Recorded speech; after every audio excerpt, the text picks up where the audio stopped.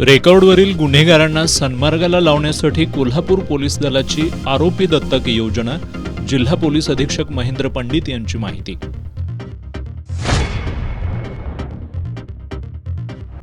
कोल्हापूर महानगरपालिकेच्या पाणी पुरवठा विभागाचा कारभार सुधारत नाही तोपर्यंत पाणी बिल माफ करा. कोल्हापूर शहर सुधारणा समितीचं महापालिका प्रशासनाला निवेदन. मावळत्या सूर्यकिरणांचा करवीर निवासिनी श्री अंबाबाईच्या मूर्तीवर अभिषेक. आज तिसऱ्या दिवशी किरण देवीच्या किरीटापर्यंत पोहोचली. कांद्याची आवक वाढू लागल्यानं दरात घसरण. कांदा उत्पादक शेतकऱ्यांची चिंता वाढली.